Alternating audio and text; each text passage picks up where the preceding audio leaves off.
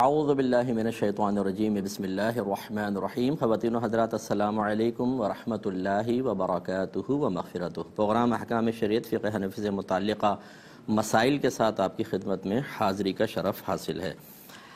کچھ کویسچن روزوں سے متعلق رمضان سے متعلق کیے گئے تھے۔ ایک یہ تھا کہ ہمارے ہاں گھر میں اکثر رواج ہے کہ جب سحری بند ہوتی ہے تو اذان کے دوران ہم لوگ کھاتے پیتے رہتے ہیں، اس کا کیا شرعی حکم ہے؟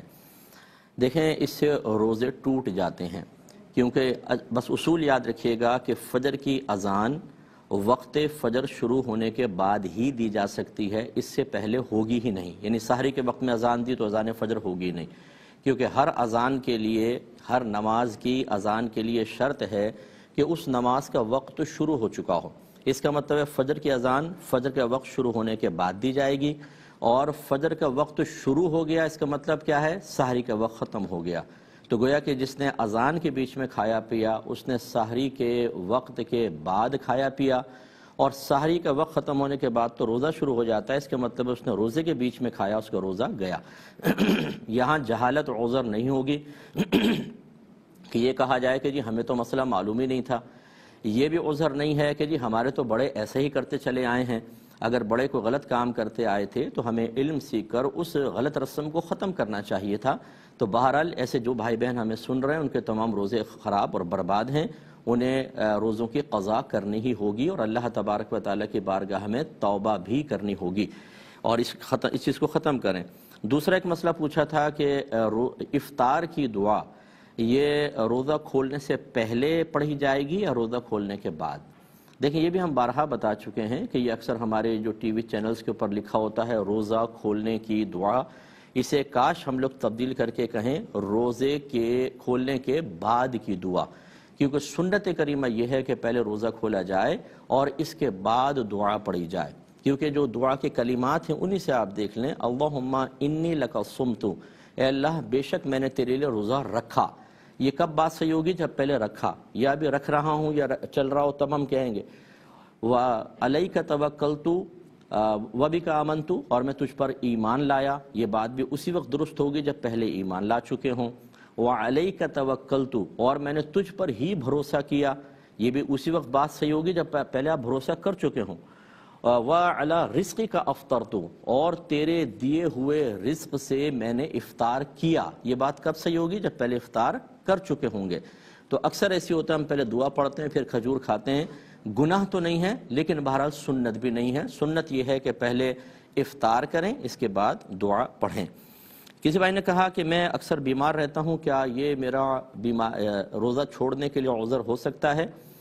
دیکھیں، اگر آپ نے کل کا پروگرام دیکھا ہو تو میں نے حاملہ بہنوں کے لیے اور جو بچوں کو فیڈ کرواتی ہیں ان بہنوں کے لیے جو 3 آپ کو معیار ذکر کیے، اگر ان میں سے کوئی ایک ثابت ہو تو روزہ چھوڑ سکتے ہیں۔ مثلا کوئی ڈاکٹر کہیں کہ اگر آپ نے روزہ رکھا تو آپ کی بیماری بہت بڑھ جائے گی، یا آپ کے لیے باعث ہلاکت ہو سکتی ہے، یا سابقہ زندگی کا تجربہ یا موجودہ مشاہدہ، اس پہ ہم اور کلام کر لیں گے لیکن ایک مختصر سے بریک کے بعد۔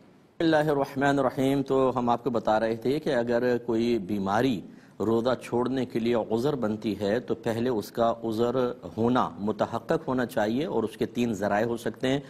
نمبر 1، کوئی ماہر ڈاکٹر یہ کہیں کہ اگر آپ روزہ رکھیں گے تو آپ کی بیماری بڑھ جائے گی یا آپ کا مرض دیر میں ٹھیک ہوگا، اور وہ مرض ہو بھی بہت زیادہ باعث تکلیف، تو پھر اس کو آپ چھوڑ سکتے ہیں، روزہ چھوڑ دیں، بعد میں اس کی قضا کر لیں۔ یا پھر آپ کا سابقہ زندگی کا تجربہ ہو، مثلا پچھلے رمضان بھی یہی بیماری تھی، روزہ رکھا تھا اور بہت زیادہ پریشانی ہو گئی تھی۔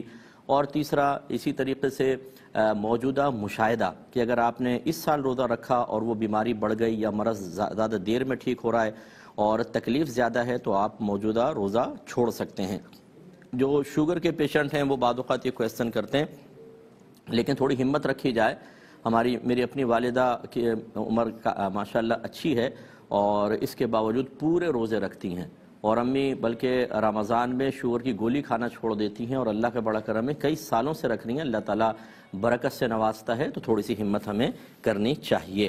انہیلر اور حالت روزہ میں استعمال نہیں کر سکتے ہیں۔ ہر وہ دوا جو گیس فارم میں ہو چاہے لیکوڈ فارم میں ہو، جو حلق کے ذریعے اندر اتر جائے گی، اس سے انسان کا روزہ ٹوٹ جاتا ہے۔ آنکھوں میں ڈراپس ڈالنے سے فقہا فرماتے ہیں روزہ ٹوٹے گا، لیکن کان میں اگر آپ دوا ڈالیں گے تو روزہ نہیں جائے گا۔ حالت روزہ میں مسواک آپ یوز کر سکتے ہیں، لیکن کوشش کریں خشک مسواک استعمال کریں اور حتی الامکان کو اس کا ذائقہ یا قطرہ وغیرہ اندر حلق میں نہ جانے پائے۔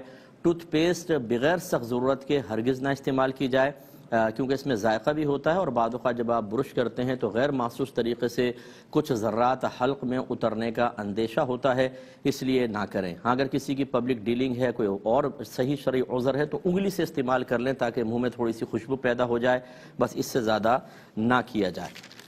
کچھ اور پھر کویسچن مزید ہم لے لیتے ہیں۔ ایک بہن نے پہلے کال لیتے ہیں۔ السلام علیکم۔ السلام علیکم۔ جی وعلیکم السلام۔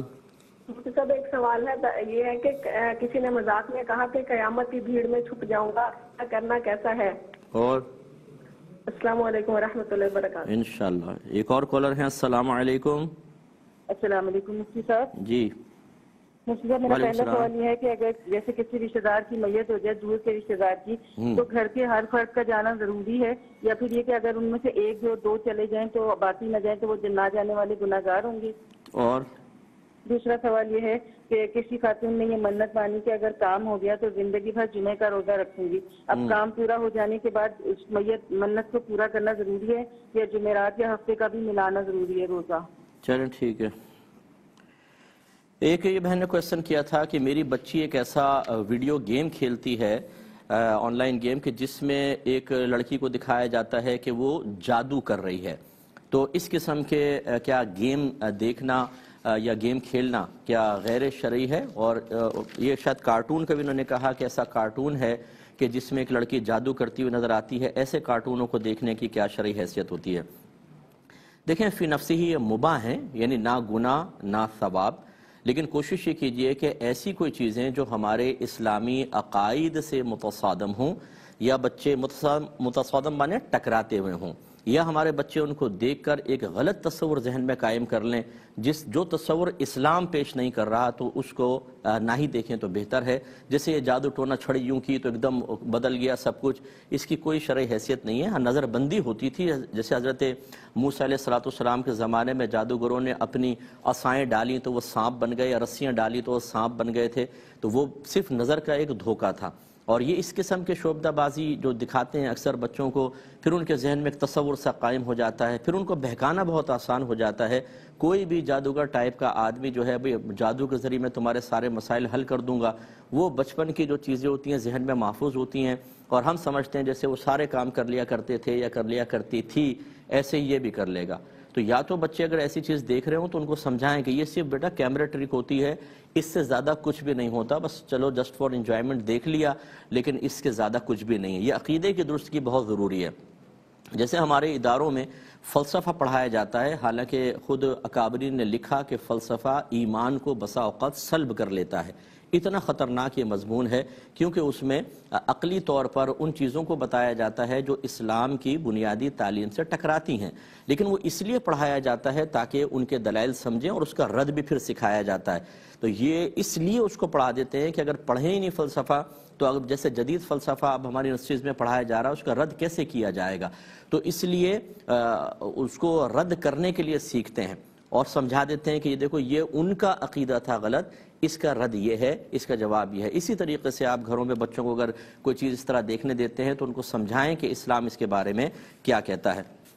ایک کالر ہمارے ساتھ ہیں۔ السلام علیکم۔ السلام علیکم۔ جی وعلیکم السلام۔ جی مطلب ایک فیملی ہے، ان کی فیملی میں 3 فیملی ممبر ہیں۔ وہ لوگ کرتے ہیں جیسے رمضان میں لیٹ نائٹ کھانا کھاتے ہیں، پھر ان کو سحری پہ حاجت نہیں ہوتی تو وہ اس میں ہی سحری کی نیت کر لیتے ہیں کہ ہم سحری بھی کھا رہے ہیں، پر کئیوں کا یہ کہنا ہے کہ سحری تو سحر کے ٹائم پہ کھانے کا حکم ہے، تو اس طرح کیا وہ فضیلت سے محروم رہیں گے؟ دوسرا مطلب یہ ہے کہ کیا ویڈیو گیم کی آمدنی جائز ہے؟ اور السلام علیکم ورحمۃ اللہ۔ وعلیکم السلام۔ ایک یہ کویشچن کیا تھا کہ ایک اور کالر ہیں۔ السلام علیکم۔ وعلیکم السلام ورحمۃ اللہ وبرکاتہ۔ جی جی میرے 3 کوشچن ہیں۔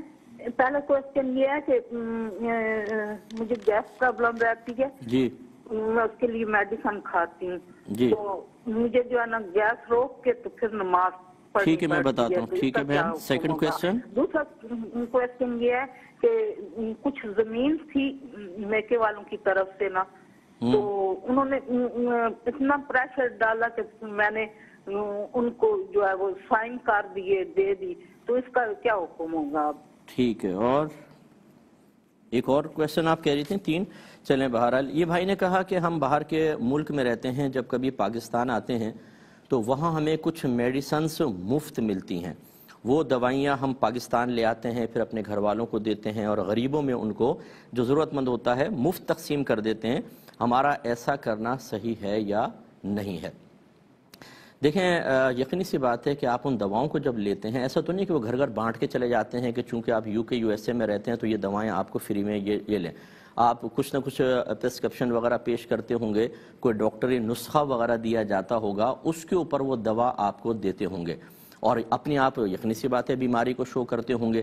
اگر تو اس طرح کا کوئی دھوکہ اور جھوٹ یا فراڈ آپ کو کرنا پڑتا ہے کہ جھوٹ بول کے وہ دوائیں لے لی, ملی مفت میں ہے لیکن آپ مریض نہیں تھے لیکن مرض ظاہر کیا, تو یاد رکھیں چاہے یہ مسلمان کے ساتھ کریں یا کافر کے ساتھ, دونوں ناجائز ہیں.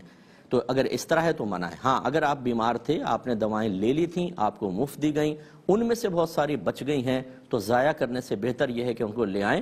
وہ چونکہ آپ اس کے مالک ہو چکے ہیں, وہ غرباء میں تقسیم کر سکتے ہیں یا اپنے گھر والوں کو پاکستان میں آ کر انہیں دے سکتے ہیں, اس میں شرعاً کوئی حرج نہیں ہے. یہ کہتے ہیں کہ بعض لوگ عصر کی نماز کے بعد 41 مرتبہ روزانہ سورہ یاسین پڑھتے ہیں, تو کیا اگر اس طرح پڑھا جائے تو کوئی موکل وغیرہ تو گھر میں نہیں آ جاتے؟ دیکھیں مسئلہ یہ ہے کہ ہر صورت, ہر وظیفے کے ساتھ کچھ فرشتے ہوتے ہیں جو اس سے مانوس ہوتے ہیں, اور یہ مطلب بہت سی چیزوں کا نچوڑ میں آپ کی خدمت میں عرض کر رہا ہوں. تو اس طریقے سے وہ قریب آتے ہیں لیکن وہ کوئی نقصان نہیں پہنچاتے ہیں. لیکن اس قسم کا کوئی بھی وظیفہ جو خاص طور پر آپ کر رہے ہوں وہ کسی بزرگ کی اجازت کے بغیر نہیں کرنا چاہیے. اب 41 مرتبہ سورہ یاسین پڑھنے میں میرے خیال میں 1.5 گھنٹہ تو لگے گا, اور یا پھر 41 مرتبہ ختم کرنے کے چکر میں انسان تیز تیز سورہ یاسین پڑھے گا, یا تو نظروں سے پڑھتا رہے گا یا تیز تیز پڑھنے کی کوشش کرے گا اور اس میں الفاظ چبیں گے, تھوڑے 1 یا 2 کے اندر ساتھ شاید طبیعت کا نشاط قائم رہے گا, اس کے بعد طبیعت کوفت کا شکار ہو جائے گی. اس قسم کے وظائف کہ جن میں طبیعت کوفت کا شکار ہو, بوجھ سمجھ کر ہم کر رہے ہوں, ان میں الفاظ چب رہے ہوں جبکہ وہ خصوصی طور پر قرآن کی آیات ہوں, ایسے وظائف کا فائدے کے بجائے نقصان ہوتا ہے. آپ درشی پڑھ لیں, مختصر سا, دینے والی ذات اللہ تبارک و تعالی کی ہے, اور وہ ان بڑے بڑے وظائف کا محتاج نہیں, وہ کسی وظیفے کا محتاج نہیں, تو اس کے بغیر بھی کافر کون سے وظیفے پڑھ رہے ہیں بتائیں, ان کو بھی اللہ دے رہا ہے نہیں دے رہا. تو یہ اگر آپ کوئی وسیلہ اختیار کرنا ہی چاہتے ہیں کہ چلیں بزرگان دین کی سنت ہے, مختصر سا کوئی وظیفہ لیں اور اس کو پڑھیں, انشاءاللہ آپ کو برکات حاصل ہو جائے گی. یہ بہن کہتی ہیں کہ میں ایک بیوٹیشین ہوں, باہر کے ملک میں ہیں, کہتی ہیں کہ کچھ اور آج کل ہمارے یہاں آرٹیفیشل نیلز یعنی ناخن, مصنوعی ناخنوں کا فیشن کافی ہے, اور میں غیر مسلمین کو یہ لگاتی ہوں, تو کیا یہ لگانا شرعاً درست ہے, کوئی گناہ تو نہیں ہے؟ دیکھیں کوئی گناہ نہیں ہے, مسلمانوں عورتوں کو بھی لگا سکتی ہیں, لیکن وضو کا مسئلہ ان کا ہونا چاہیے. ان کو یہ سمجھا دیں کہ جب آپ وضو کریں تو اس کو آپ کو اتار کے وضو کرنا ہوگا, اور غیر مسلمین کو تو آپ بالکل بلا کراہت لگا سکتی ہیں, اور اس کی آمدنی بھی آپ کے لیے بالکل جائز ہے. یہ کہتے ہیں اگر کوئی شخص یہ کہے کہ مجھے کدو پسند نہیں, لیکن چونکہ نبی کریم صلی اللہ علیہ وسلم اسے کھاتے تھے اس لیے میں اس کو کھاتا ہوں, تو اس میں کوئی بے ادبی کا پہلو تو نہیں؟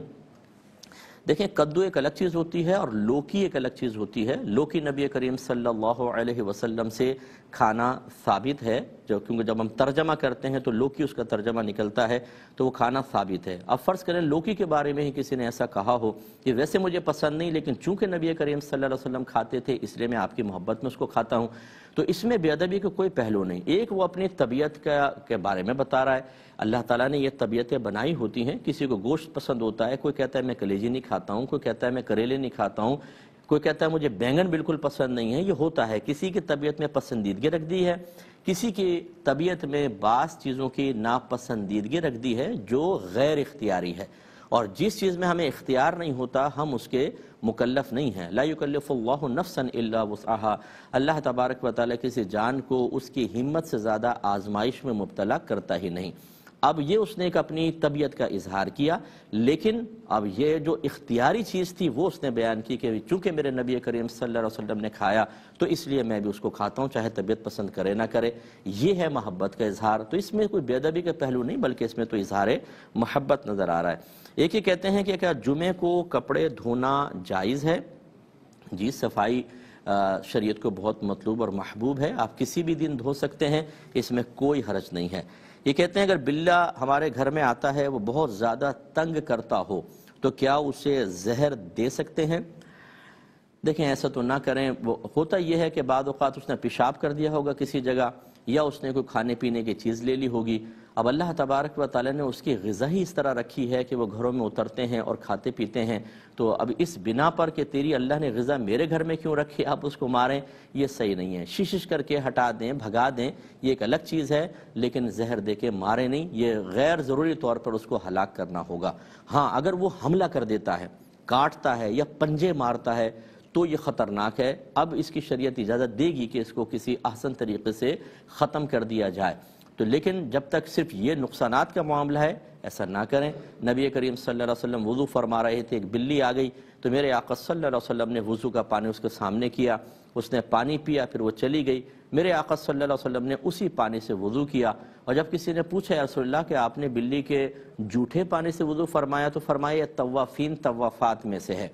طوافین طوافات مانے بار بار چکر لگانے والی چیزیں، تو سرکار نے ثابت فرمایا کہ یہ چونکہ بار بار چکر لگاتی ہے، اگر اس کے لعاب کو، اس کے تھوک کو ہم ناپاک قرار دیں تو آپ کو بار بار اپنی چیزیں پاک کرنا لازم آئے گا اور اس سے حرج پیدا ہوگا، لہذا سرکار نے اس کے لعاب کو معاف رکھا۔ تو سرکار کی شفقت دیکھیں، اس میں ہمیں تھوڑا سا خیال کرنا چاہیے، اگرچہ یہ فطری تقاضا ہے کہ غصہ آتا ہے، آپ کا کھانا رکھا تھا خراب کر دیا، دودھ پی گیا، دودھ گرا دیا، تو اس سے غصہ لازم آتا ہے، لیکن تھوڑا سا غصہ برداشت کر کے اور کوئی اور احسن طریقہ اس کو دور کرنے کا اختیار کیا جائے۔ تو یہ کہتے ہیں کہ ماں فوت ہو گئی ہیں، ایک بچی نے یہ مجھے کہا کہ میری والدہ فوت ہو گئی ہیں اور والد صاحب خرچہ نہیں دیتے، تو ایک آدمی نے پوچھا کہ کسی لڑکی کی ماں فوت ہو گئی ہے اور والد اس کو خرچہ نہیں دیتا، تو کیا ہم اسے صدقہ و زکوٰۃ دے سکتے ہیں کہ نہیں؟ دیکھیں، ہمارا مشورہ یہ ہوگا کہ چونکہ ابھی وہ بچی، اگر وہ کنواری بچی ہے، کیونکہ شادی شدہ ہوتی تو آپ یہ مسئلے نہ پوچھتے، اگر کنواری ہے تو والد صاحب کی اجازت کے بغیر اس کی مالی امداد نہ کی جائے، کیونکہ یہ ضروری نہیں ہے کہ باپ اگر خرچہ نہیں دیتا تو ضرور بخیل ہے یا ضرور ظلم کر رہا ہے۔ بعض اوقات بچوں کو اس لیے نہیں دیتے کہ بچے پھر بیجا خرچ کر لیتے ہیں، کوئی موبائل لے لیا، کسی سے دوستیاں ہو گئیں، غلط کام کے اندر خرچ کر لیا، اس وجہ سے بعض اوقات بچوں کے ہاتھ میں زیادہ پیسہ نہیں دیا جاتا۔ آپ دے دیں گے، والد کو پتہ نہیں ہوگا، ہو سکتا ہے وہ کوئی چیز خرید لے، ہو سکتا ہے کسی غلط کام میں پیسے کو استعمال کرے، بعد میں وبال آپ پر بھی آئے گا۔ والد صاحب کو آپ ان کو راضی کریں یا والد صاحب سے عذر سنیں، پھر اس بچی کی مدد کریں۔ ہمارا مشورہ بہرحال یہ ہے کہ براہ راست اس کو نہ دیں۔ ہاں، اگر باپ کھانا پینا ہی نہیں دیتا، وہ بھوکی مر رہی ہے، اس کے پاس کپڑے نہیں ہیں، تو کپڑے پرووائڈ کر دیں، کھانے کی شکل میں کچھ اس کو دے دیں، پیسہ وغیرہ نہ دیں، اس سے نقصانات ہو سکتے ہیں۔ یہ کہتے ہیں کہ ہمارے یہاں پہ یو کے سے یہ مجھے ایک میسیج آیا تھا کہ ہمارے یہاں کسی کو اگر کسی بھی قسم کی بیماری ہو جائے تو منع کیا جاتا ہے کہ مریض کی تیمارداری کے لیے آپ نہیں جائیں گے، کیونکہ کووڈ-19 کا مسئلہ چل رہا ہے، تو اگر ہم پھر بھی ملنے کے لیے چلے جائیں کسی کو تو کیا ہم گناہ گار ہوں گے؟ دیکھیں، جو قانون رفع عامہ کے لیے بنایا جائے، لوگوں کے فائدے کے لیے بنایا جائے اور شریعت کے قوانین سے براہ راست ٹکراتا نہ ہو، جیسے اب کوئی ایسا قانون بنا دے کہ گھر میں آپ نماز ہی نہیں پڑھیں گے، فرض کر لیں، تو اب یہ تو ہماری شریعت سے ٹکرا رہا ہے۔ نماز تو فرض ہے، اللہ نے فرض کی، ہم پڑھیں گے گھر کے اندر، ہم مسجد میں روک سکتے ہیں، رک جائیں، لیکن گھر کے اندر بھی نہ پڑھو، یہ بات نہیں مانی جائے گی۔ لیکن اگر جیسے اب یہ آپ نے فرمایا، انہوں نے ایک بیماری کو روکنے کے لیے یہ قانون بنایا ہے تو اس کو فالو کرنا چاہیے۔ ایسا جو بھی قانون ہوتا ہے اس کو پورا کرنا واجب ہوتا ہے، چاہے مسلمان بنائے چاہے کافر گورنمنٹ بنائے، اور اس کے خلاف جانے سے گناہ ہوتا ہے، اس لیے اجتناب کرنا چاہیے۔ ایک مختصر سے بریک پہ جائیں گے، ہمیں یقین ہے آپ ہمارے ساتھ ہی رہیں گے۔ الرحمن الرحیم، ابھی کے کویسچن لے لیتے ہیں۔ کسی نے ایک مذاق میں کہا کہ میں قیامت کی بھیڑ میں چھپ جاؤں گا، شاید وہ کہنا چاہتا ہوگا فرشتے مجھے ڈھونڈیں گے تو قیامت کی بھیڑ میں چھپ جاؤں گا، ملوں گا نہیں۔ اگر واقعی اس قسم کی کوئی بات اس کا کہنے کا مقصد تھا تو یہ کفر ہے، کیونکہ اس میں فرشتوں کے لیے تضحیق ہے، اس میں اللہ تبارک و تعالیٰ کی کمال قدرت کا انکار ہے۔ فرشتے تو اللہ کے حکم سے آ کے پکڑیں گے، اب وہ کہہ رہا ہے میں بھیڑ میں چھپ جاؤں گا، اس کا مطلب ہے چھپ کر وہ فرشتوں کی نگاہوں سے اوجھل ہو جائے گا۔ فرشتوں کی نگاہوں سے اوجھل ہونے کا مطلب کیا ہے؟ وہ یہ کہنا چاہتا ہے کہ اللہ تعالیٰ بھی مجھے نہیں دیکھ پائے گا، کیونکہ حکم تو اللہ تعالیٰ کا ہوگا۔ اب اس کا اگرچہ مقصد یہ نہیں ہے، مذاق میں کہا ہے، لیکن نتیجہ دیکھیں کہاں تک پہنچتا ہے۔ لہٰذا فرشتوں کے ساتھ مذاق کرنا، عذابات کے ساتھ مذاق کرنا، یہ اس کو فقہاء نے کفر لکھا ہے۔ تو لہٰذا ایسے شخص کو چاہیے کہ احتیاطاً تجدید ایمان، تجدید نکاح کرے، اور یاد رکھیں کہ مسائل کفریہ میں سنجیدگی اور مذاق بالکل برابر ہے۔ اگر کوئی یہ کہے گی کہ ہم نے تو مذاق میں کیا ہے، یار یہ دین بڑا سخت ہے، مذاق میں بھی نہیں کر سکتے، تو بھائی مذاق دین کے ساتھ نہ کریں۔ اگر کوئی آپ کی والدہ کے ساتھ مذاق کرے، ان کی الٹی سیدھی ان کی باتیں کرے، ان کے ساتھ جھوٹے واقعات منسوب کر کے سب کو ہنسائے، آپ کے والد کے ساتھ، آپ کی بیٹی کے ساتھ، آپ کی بہن کے ساتھ، اب آپ یہ مذاق کیوں نہیں برداشت کرتے؟ آپ غصے کیوں ہو جاتے ہیں؟ آپ گریبان کیوں پکڑ لیتے ہیں؟ آپ تھپڑ کیوں مارنا شروع کر دیتے ہیں؟ اس لیے کہ یہ چیز آپ کو ناپسند ہوتی ہے کہ آپ میری ماں کا، میرے والد کا، میرے بہن بھائیوں کا مذاق کیسے اڑا رہے ہیں۔ اس کا مطلب ہے آپ کے نزدیک بھی بعض مذاق قابل گرفت ہوتے ہیں۔ تو اب یہ بھولے پن سے کہنا یا ڈھیٹ پن کے ساتھ یہ کہنا کہ جی کیا ہم تو مذاق کر رہے ہیں، اس میں بھی کیا سخت حکم لگے گا؟ جی لگے گا۔ جیسے آپ بعض چیزوں پہ مذاق کے باوجود ناراض ہو جاتے ہیں اور سخت حکم لگاتے ہیں، شریعت بہت سخت حکم لگا دیتی ہے، اس لیے ذرا احتیاط کیجیے۔ ایک یہ کہتے ہیں کہ اگر کوئی دور کے رشتہ دار فوت ہو جائیں تو کیا گھر کے تمام افراد کا وہاں جانا لازم ہے یا ایک آدھ آدمی چلا جائے کافی ہے؟ دیکھیں دور کا کیا، قریب ترین رشتہ دار فوت ہو جائے، سب کا جانا کس نے واجب کیا ہے؟ تو مستحب ہے کہ ٹھیک ہے چلے جائیں، بہت اچھی بات ہے۔ اور نہیں کوئی ایک بھی نہیں گیا، جان بوجھ کر نہیں گیا، تو گناہگار بہرحال نہیں ہوگا۔ اگرچہ اس کو بعض حدیثوں میں جنازے میں شرکت کو مسلمان کا ایک حق رکھا ہے کہ یہ حق ہے مسلمان کا، لیکن اس میں جانے کی شرعی حیثیت کوئی فرض یا واجب کی نہیں ہے، اس کا حق ہے چلے جائیں، یہ اس حق کی ادائیگی درجہ استحباب میں رہے گی۔ تو اس لیے اگر کچھ لوگ چلے جائیں گھر کے کافی ہے، ایک آدھ آدمی بھی شرکت کر لے، کیونکہ عمومی طور پر پھر اس کو بعد میں ہمارے ہاں ناراضگی کا سبب بنایا جاتا ہے کہ جی والد صاحب فوت ہوئے تھے، کوئی ایک بھی نہیں آیا۔ ہمارے ہاں تو شادی بیاہ میں عدم شرکت پر ناراض ہو جاتے ہیں کہ بھی ہمارے بیٹے کی شادی تھی، شرکت نہیں کی، ابھی ان کی ہوگی نا، ہم بھی نہیں جائیں گے۔ تو جب اس پر ناراض ہو رہے ہیں تو پھر موت پہ تو زیادہ حساسیت ہوتی ہے۔ ایک آدھ آدمی چلا جائے، اور وہ بھی اللہ کے لیے جائے، ان کو دکھانے کے لیے نہیں، ان کے طنز یا ان کی باتوں سے بچنے کے لیے نہیں، اللہ کے لیے جانا چاہیے۔ یہ کہتے ہیں کسی عورت نے یہ منت مانی کہ اگر میرا یہ کام ہو گیا تو میں زندگی بھر ہر جمعے کو روزہ رکھوں گی، تو کیا وہ ہر جمعے روزہ رکھ سکتی ہیں یا ان کو جمعرات اور ہفتے کا روزہ بھی ملانا ہوگا؟ دیکھیں یہ چونکہ واجب انہوں نے کر لیا، اپنے اوپر کام ہو گیا، تو ہر جمعے کا اکیلا بھی وہ روزہ رکھ سکتی ہیں۔ یہ اس صورت میں تھا کہ جب اس میں ان پہ واجب نہ ہوتا اور وہ نفل روزہ رکھنا چاہیں تو بہتر تھا کہ جمعرات یا ہفتے کا روزہ ملاتی، کیونکہ کسی ایک دن کی تعظیم کی نیت سے اس میں روزہ رکھنا یہ یہود کے ساتھ ایک مشابہت بن جاتی ہے، کیونکہ وہ ہفتے کی تعظیم میں ہفتے کے دن کا روزہ رکھتے تھے۔ اب اگر ہم خالی جمعے کی تعظیم میں جمعے کا روزہ رکھیں تو ان کے ساتھ ایک مشابہت سی ہو جاتی، اس لیے پہلے یا بعد روزہ ملانے کا حکم ہوا۔ لیکن اب یہ مستحب نہیں ہے، کوئی مطلب نفلی روزہ نہیں ہے، بلکہ یہ تو واجب تھا۔ اب ان کے اوپر ہر جمعے کو روزہ رکھنا واجب ہے، لہٰذا وہ ہر جمعے کو رکھیں اور ساتھ میں کوئی دوسرا ملانے کی حاجت نہیں ہے۔ یہ کہتے ہیں کہ فیملی ہیں، ایک 3 ممبر ہیں ان میں، تو یہ رات کو دیر تک جاگتے رہتے ہیں، تو رات کو کھایا جیسے 2:30-3 بجے اور سو گئے اور اسی میں سحری کی نیت کر لی۔ تو کسی نے کہا ہے کہ رات کے آخری پہر جو سحری ہم اٹھتے ہیں آخری ٹائم میں، اس میں جب کھائیں گے تو سحری ہوگی ورنہ نہیں۔ تو یہ دیکھیں جس نے کہا غلط کہا، اگرچہ اچھا یہ ہے کہ وہ ٹائم کہ جو بالکل فجر سے متصلاً ہوتا ہے، اسی ٹائم نبی کریم صلی اللہ علیہ وسلم کا اکثر کھانا سنت سے ثابت ہے، صحابہ کرام بھی اس وقت کھایا کرتے تھے، لیکن روزہ رکھنے کی نیت سے انسان جو رات میں کھاتا پیتا ہے اس کو سحری کہتے ہیں، اور اس میں اگر وہ سحری کی نیت کر لیتے ہیں اور بعد میں مطلب وہ اس آخری ٹائم میں نہیں کھاتے ہیں تو اس میں شرعاً کوئی حرج نہیں ہے، ان کی سحری ہو گئی، سنت پوری ہو گئی۔ ہاں وقت کا لحاظ نہیں کیا، اس سے تھوڑا سا ثواب میں ہو سکتا ہے کمی ہو جائے، تو بہتر ہے کہ اس وقت تک وہ اس کو آگے لے جائیں۔ ایک انہوں نے پوچھا کہ ویڈیو گیم کی آمدنی کی کیا شرعی حیثیت ہے؟ دیکھیں یہ چونکہ ویڈیو گیمز وغیرہ ہوتے ہیں، بچے بعض اوقات اس کے شوق میں بہت زیادہ پیسہ خرچ کرتے ہیں، ماں باپ سے ضد کرتے ہیں، بعض تو چوری کر کے بھی لے کر آتے ہیں، کیونکہ ذوق بڑھ جاتا ہے، دوست جا رہے ہیں، دوست کھیلنے نہیں دیتے، ان کا دل چاہتا ہے کہ ہم کھیلیں، تو پھر وہ مطلب گھر میں بعض اوقات چوریاں کرتے ہیں، اس کے بھی ہمارے سامنے ایسے مسائل آئیں، یا پھر وہ احساس کمتری کا شکار ہوتے ہیں اور بیچارے سائیڈ میں کھڑے ہو کر ہاتھ باندھ کر دیکھ رہے ہوتے ہیں۔ تو بہرحال اس قسم کی چیزیں جس میں جو غفلت پیدا کر رہی ہوں، جس میں لڑائی جھگڑا ہو، جس میں جلدی آؤٹ ہونے پر صدمات کا انسان شکار ہو، جس میں پھر مطلب چوریاں بھی ہوں، اس قسم کے معاملات کو نہ کریں۔ ویسے یہ لوگ دین کی طرف مائل نہیں ہیں، ان چیزوں سے اور زیادہ غفلت بڑھتی ہے، اس لیے اس کی آمدنی کو مطلقاً میں حرام تو نہیں کہہ رہا ہوں، لیکن مکروہ ضرور ہے، اس سے اجتناب کرنا چاہیے۔ یہ کہتی ہیں کہ میرے میکے والے جو تھے انہوں نے گیس کے انہوں نے بتایا کہ ان کو گیس پرابلم ہے اور اس کو سولو کرنے کے لیے، حل کرنے کے لیے دوا بھی استعمال کر رہی ہیں، تو بار بار ان کا وضو ٹوٹ جاتا ہے، تو کیا ایسا کر سکتی ہیں کہ یہ گیس کو روک کر اور نماز ادا کر لیں؟ دیکھیں فقہاء نے یہی لکھا ہے کہ اگر کوئی ایسا عذر انسان کو لاحق ہو جائے کہ اس عذر کی وجہ سے اس کی طہارت باقی نہ رہتی ہو اور اس وقت کے وہ فرض پورے نہ کر سکتا ہو، تو سب سے پہلے اس کو غور کرنا چاہیے کہ کوئی میں ہیلا کر کے کسی طریقے سے وقتی طور پہ عذر کو روک کر نماز ادا کر سکتا ہوں یا کر سکتی ہوں یا نہیں۔ اگر وہ کر سکتا ہے تو اس ہیلے کو اختیار کرے، اور یہ بھی جو آپ نے بتایا یہ کہ ہیلا ہی ہے، تو آپ کے لیے شرعاً اجازت ہوگی کہ آپ روک کر اور نماز کو ادا کر لیں۔ لیکن ایک عام جو نارمل آدمی ہے، فرض کر لیں پیشاب کا غلبہ ہو رہا ہے، فرض کر لیں وہ گیس کا پرابلم نہیں ہے، اس وقت گیس کا غلبہ ہو رہا ہے، اس کے لیے نماز پڑھنا خلاف سنت اور مکروہ ہوگا۔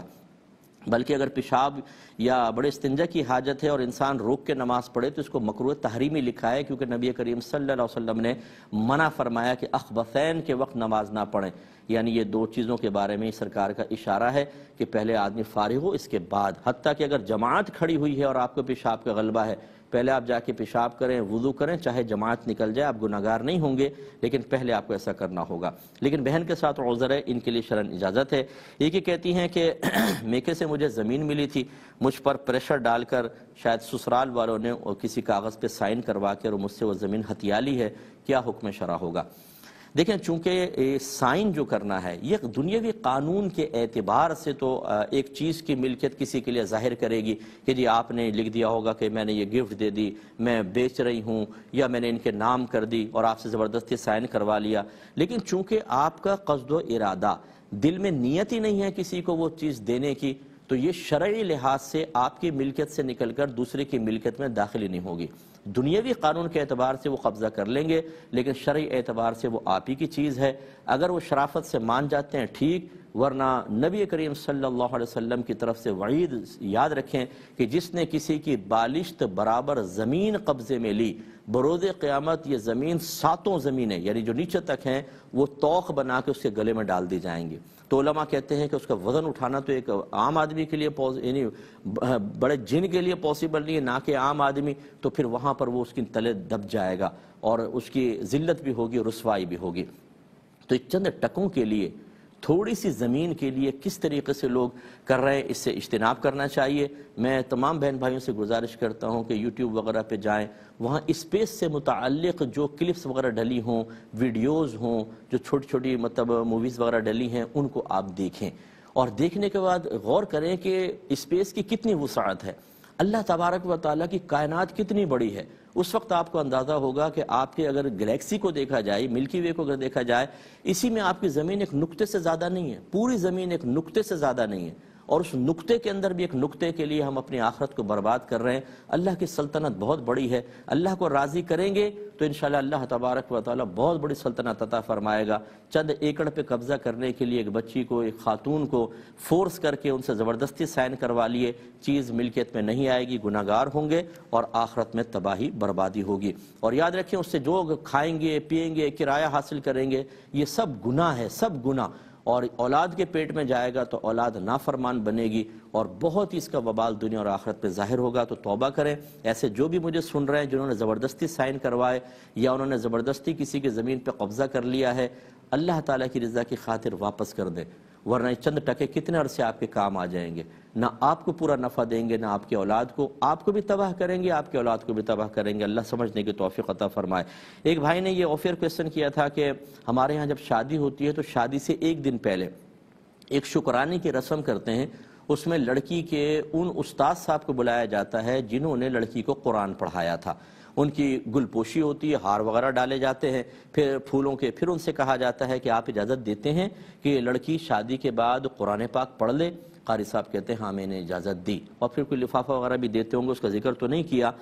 شرعی اعتبار سے اس رسم کی کیا حیثیت ہے؟ دیکھیں بالکل بیکار قسم کی رسم ہے۔ قرآن پڑھنے کا اللہ تعالیٰ حکم دے رہا ہے، اس کے رسول حکم دے رہے ہیں، قاری صاحب کون ہوتے ہیں کہ ان کو بلا کر آپ ان سے قرآن پاک پڑھنے کی اجازت لیں؟ یہاں تک تو ٹھیک تھا کہ جی چلیں بچی کے استاد ہیں، شادی ہو رہی ہے تو استاد صاحب کو جوڑا دے دیا، استاد صاحب کو آپ نے پیسے دے دیے، اس میں کوئی حرج نہیں ہے، بلا لیں، عزت دیں، استاد کو عزت دینی چاہیے۔ لیکن یہ جو اجازت کی خرافات ہے کہ جی میں اجازت دیتا ہوں کہ آئندہ زندگی میں پڑھیں، تو کیا مطلب آپ اجازت نہ دیتے، آپ کو نہ بلایا جاتا تو بچی کے لیے قرآن پڑھنا ممنوع ہو جاتا؟ یہ نئی نئی بدعتیں ایجاد کر کر کے ہم نے دین کا بیڑا غرق کر دیا ہے۔ ہمارا اصل دین پتہ نہیں کہاں چلا گیا، اور جو ہم نے بنایا ہوا دین ہے وہ اکثر ہمارے گھروں کے اندر نافذ ہو گیا ہے۔ یہ رسم دادی جان کرتی تھی، یہ دادا جان کرتے تھے، یہ بڑوں کو کرتے دیکھا۔ بھائی دین کیا کہہ رہا ہے یہ آپ کو پتہ ہے، وہ ہمیں پتہ نہیں ہوتا۔ یہ تمام چیزیں، اکثر چیزیں ایسی ہوتی ہیں کہ جو ہمارے گھروں میں رائج ہوتی ہیں اور نئی ایجاد کردہ ہوتی ہیں، اس سے ذرا اجتناب کرنا چاہیے۔ ایک بھائی نے کہا کہ بعض لوگ یہ چپس بیچتے ہیں اور چاٹ وغیرہ بیچ رہے ہوتے ہیں اور ناپ تول کر نہیں بیچتے، اس کی آمدنی کی کیا شرعی حیثیت ہوگی، انکم جو ہوتی ہے؟ دیکھیں جو اس قسم کی چیزیں ہوتی ہیں ان کی چاہے مقدار نہ پتہ ہو بظاہر، یعنی ایکوریٹ مقدار کی یہ کتنے چھٹاک ہے، کتنے پاؤ ہے، لیکن ایک مقدار ظاہر ہوتی ہے۔ مثال کے طور پہ چپس کے پیکٹ ہوتے ہیں، جی یہ 2 روپے والا پیکٹ ہے، یہ 5 روپے والا ہے، تو دیکھنے والا اندازہ کر لیتا ہے بھئی 2 روپے کا اتنا ہوگا اور 5 کا اتنا، یہ بیع بالکل جائز ہے۔ فقہا نے لکھا ہے اگر گندم کا ڈھیر پڑا ہو اور آپ کو یہ نہیں پتا اس میں کتنے کلو ہیں، اور کوئی اس کو مشارن الیہ بنا کر کہے کہ یہ ڈھیر میں اتنے روپے میں دوں گا، تو چاہے آپ کو مقدار نہ پتا ہو اس کی بیع بالکل جائز ہوتی ہے۔ یہی پلیٹ کا حساب ہوتا ہے، چھولے والے جو ہوتے ہیں نا، یہ پلیٹیں ہوتی ہیں ان کی، اس پلیٹ میں جی 20 روپے کی پلیٹ ہے، یہ 50 روپے کی پلیٹ ہے، یا مسالہ یا اس میں چھولے کی مقدار کی کمی بیشی، یہ اس طرح کے ہمارے معاشرے میں عرف رائج ہے کہ اصل مقدار نہیں بھی پتہ ہوتی، قیمت اس کی اسی طرح تھوڑی بہت مقدار کے اندازے سے متعین کی جاتی ہے، تو اس میں کوئی حرج نہیں، انکم بالکل جائز ہے۔ ایک یہ بچے نے کہا کہ میں اکثر ایسا ہوتا ہے کہ مہینے میں ایک بار اپنے سر میں اچھی طرح تیل لگاتا ہوں تاکہ غسل میرا اچھی طرح ہو جائے، اور پھر میں نہا لیتا ہوں۔ تو ایک دفعہ میری والدہ نے کہا کہ یہ تم نے عجیب چوچلا کیا، یہ تمہارا عجیب چوچلا ہے کہ تم تیل لگا کے اور دھو لیتے ہو۔ تو میری والدہ کافر تو نہیں ہو گئی؟ اچھا یہ میں نے کیوں شامل کیا سوال، اس لیے یہ ان بچوں کو خاص طور پہ کہہ رہا ہوں کہ جو اسی طرح مختلف کلمات کفر کی بکس وغیرہ پڑھ کر یہ سمجھتے ہیں کہ ہر چیز میں کوئی نہ کوئی کفر کا پہلو ہے، اور وہ بہت ہی ایکسٹریمسٹ طور پر سارے کام کر رہے ہوتے ہیں، ہر ایک کی بات کو نوٹ کرتے ہیں، اس پہ کفر کا حکم لگاتے ہیں، تو اس طرح صحیح نہیں ہے۔ والدہ نے تو ویسے ہی کہا کہ بھئی تم تیل لگاتے ہو پھر دھو لیتے ہو، یہ کیا تم نے عجیب چوچلا کر رکھا ہے۔ انہوں نے کوئی دین کے خلاف بات نہیں کی، انہوں نے کوئی شریعت کے خلاف نہیں کی۔ اگر آپ کہتے ہیں میں تیل لگانا سنت ہے اور امی سنت کو بنیاد بنا کر کہتی تب بھی کوئی شرعی حکم تھا، وہ تو شاید یہی کہہ رہی ہوں گی تم تیل لگا کے سارا دھو دیتے ہو، یہ کیا چوچلا کر رہے ہو، تو اس میں شرعاً کوئی حرج نہیں۔ اور خدارا ہر چیز کے اندر کفر کے پہلو نہ ڈھونڈیں، بلکہ مسلمان کو کفر سے بچانا یہ ضروری ہوتا ہے۔ جب وہ کوئی کلمہ کہے، اگر اس میں فقہا نے لکھا کوئی بات کہے اور اس میں 99 پہلو کفر کے ہوں، ایک پہلو اسلام کا ہو، تو ہمیں چاہیے اس اسلام کے پہلو کو بنیاد بنا کر اس کو کافر قرار نہ دیں۔ ہمارے یہاں ڈھونڈ ڈھونڈ کے بسا اوقات نکالا جاتا ہے، کسی طرح بدعتی قرار دے دیں، مشرک قرار دے دیں، کافر قرار دے دیں، یہ صحیح نہیں ہے، آپ بھی بیٹا ایسا نہ کریں۔ آخری بس یہ ایک سوال، یہ کہتے ہیں کہ ہمارے محلے میں کسی نے کہا کہ اسٹرابری کھانا حرام ہے۔ ایک مجھے کسی نے کوشچن کیا کہ سنا ہے اسٹرابری جہنمی پھل ہے، اور بھائی ایسا نہیں ہے، یہ اللہ تعالیٰ کی ایک نعمت ہے، پھل اللہ کی نعمت ہوتے ہیں۔ ہمارا پاکستان کے اندر اب اگ رہی ہے، ورنہ باہر کے ملکوں میں ہوتی تھی، کھانے میں شرعاً کوئی حرج نہیں ہے۔ اس طرح کسی حلال چیز پر حرام کا حکم لگانا یاد رکھیں بہت بڑا گناہ ہے، اللہ کی بارگاہ میں توبہ کرنی ہوگی۔ اب اپنے میزبان کو، ہماری QTV کی پوری ٹیم کو اجازت مرحمت فرمائیں، آپ ہمارے لیے دعا کیجئے، ہم آپ کو لیے دعا گو ہیں کہ اللہ تعالیٰ آپ کو خوش و خرم رکھے، اپنی فیملی کے ساتھ ہزاروں ڈھیروں خوشیاں دیکھنا نصیب فرمائیں، آمین۔ وآخر دعوانا الحمدللہ رب العالمین۔